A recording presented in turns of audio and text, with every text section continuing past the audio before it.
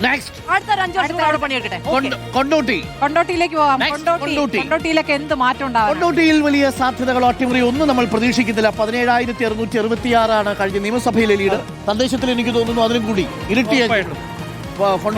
സ്ഥാനാർത്ഥികൾ വരികയാണ്. സ്ഥാനാർത്ഥികൾ വന്നു കഴിഞ്ഞു. P Chichi, T P Ashraf Ali, P Subramanian, T P Ashraf Ali. യൂത്താണ്. മാത്രമല്ല ചാനൽ ചർച്ചകളിലൊക്കെ സജീവ മുഖമാണ്. തദ്ദേശത്തിൽ 27,000 ഏകദേശം ഇരട്ടിയോളം 16,000-ൽ 27,000 തദ്ദേശീയത്തിൽ വർദ്ധിപ്പിച്ചിട്ടുണ്ട്. കൊണ്ടോട്ടിയിലെ ട്രെൻഡ് നോക്കാം. കൊണ്ടോട്ടിയിലെ ട്രെൻഡ് നേരത്തെ പറഞ്ഞതുപോലെ ഒറ്റയിടം മാത്രമാണ് LDF കൊടുത്തത്. ബാക്കി മുഴുവനും വാഴയൂരൊഴികെ ബാക്കി എല്ലായിടവും UDF കൊണ്ടുവരും. ലീഗിന്റെ ഉറച്ച മണ്ഡലമാണ്. പക്ഷേ അവിടെ അട്ടിമറി സംഭവിക്കാമെന്ന് വെച്ചാൽ നിലവിൽ സാധ്യത നമ്മൾ കാണുന്നില്ല. തദ്ദേശത്തിൽ ലീഗിന് കിട്ടിയ UDF-ന് കിട്ടിയ വോട്ട് ഞാൻ നോക്കുകയായിരുന്നു. 1,05,000 ലോക്സഭയിൽ 40,000 ഭൂരിപക്ഷം. അതെ.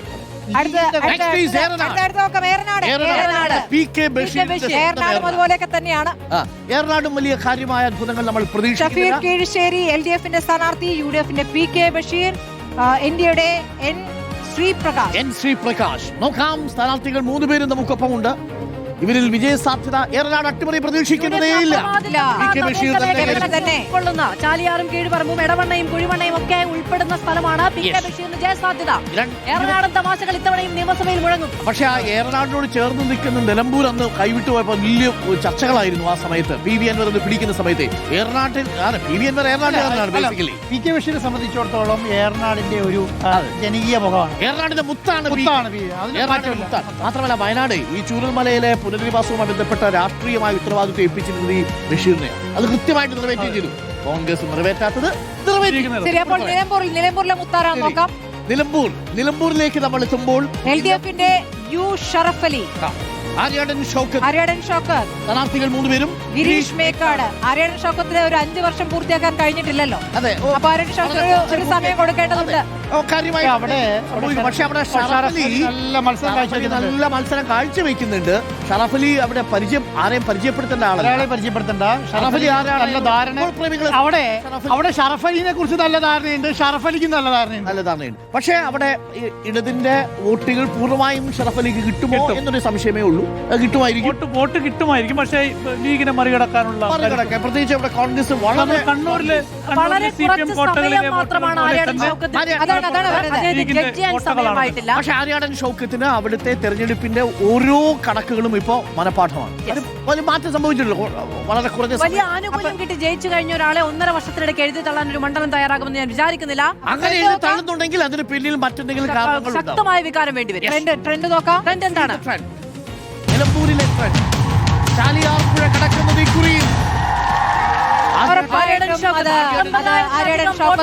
പക്ഷം കഴിഞ്ഞ തവണ തദ്ദേശത്തിലടക്കമുണ്ടായിരുന്നു. അവിടെ UDF-ന് അത് ആവർത്തിക്കുമെന്നാണ് ഈ ട്രെൻഡ് വിധി എഴുതുന്നത്. വണ്ടൂരാണ്. നമ്മൾ വലിയ മാറ്റങ്ങളൊന്നും ഇല്ലാത്തിടത്തേക്കാണ് ഇങ്ങനെ കടന്നു പോകുന്നത്. മലപ്പുറത്ത് ഏതാണ്ട് അങ്ങനെ തന്നെയാണ്. അവിടെ എന്തെങ്കിലും അത്ഭുതങ്ങൾ ഉണ്ടാവുകയാണെങ്കിൽ മാത്രമേ ഉള്ളൂ. വിളകാൻ സാധ്യതയില്ല. പ്രത്യേകിച്ച് ഈ സാഹചര്യത്തിൽ ന്യൂനപക്ഷ വോട്ടുകൾ ഏറെക്കുറെ മലപ്പുറത്ത് കേന്ദ്രീകരിച്ച് ഭദ്രമായി UDF-ന്റെ കയ്യിലുണ്ട്. പ്രത്യേകിച്ച് അവിടെ ചിലർക്ക് അനുഭവപ്പെട്ട സ്ഥിതിക്ക് മലപ്പുറത്ത് ബെറ്റർ പെർഫോമൻസ് ആയിരിക്കും. മാസ്റ്റർ AP അനിൽകുമാർ, കുമാരദാസ് ഒന്നും സംഭവിക്കാനില്ല. പെട്ടെന്ന് കണ്ടോട്ടെ. AP അനിൽകുമാർ ആർക്കും തർക്കമില്ലല്ലോ. 15,000 വോട്ടിന്റെ ഭൂരിപക്ഷത്തിലാണ് കഴിഞ്ഞ തവണ വണ്ടൂരിൽ നിന്ന് വന്നത്. അവിടെ ആർക്കും സംശയമില്ല. AP അനിൽകുമാർ തന്നെ. 51% വോട്ട് വിഹിതം. മഞ്ചേരിയിൽ കടുക്കുമോ മത്സരം എന്നുള്ളതാണ്. സാധ്യത വളരെ വളരെ കുറവാണ്. അത് കോട്ടയാണ്. മഞ്ചേരിയിൽ അവിടെ മണ്ഡലമാണ്. അതൊരു കാലം. പക്ഷെ ആ കാലത്തെ മറികടക്കാൻ കഴിയുമോ എന്നുള്ളതാണ്. LDF-ൽ നിന്ന് VM Mustafa, M Rahmatullah, Padmashri M ആണ് NDA-യുടെ സ്ഥാനാർത്ഥി. എന്താണ് ജയസാധ്യത? എല്ലാ മേഖലകളിലും സമഗ്രാധിപത്യമായിരുന്നു അവിടെ UDF-ന്. സ്വാഭാവികമായ വിജയമുണ്ടാകും. 33,000 ലീഗിന്റെ കോട്ട UDF-ന്റെ കോട്ട. 100%-ലധികം വോട്ടുള്ള മണ്ഡലമാണ് UDF. 50% ഓടി വെച്ചാൽ മതി നേരെ നിയമസഭയിലേക്ക്. അപ്പൊ ഈ രാവിലെ 8 മണി അത് മലപ്പുറത്തെ എല്ലാ മാക്സിമം മണ്ഡലങ്ങളിലും കോടി വെച്ച നേരത്തെ അതാണ് സ്ഥാനാർത്ഥി ടിക്കറ്റ് കൊടുക്കുന്നത് നിയമസഭയിലേക്കാണ് എന്നുള്ളതാണ് ലീഗിന്റെ ഒരു രീതി.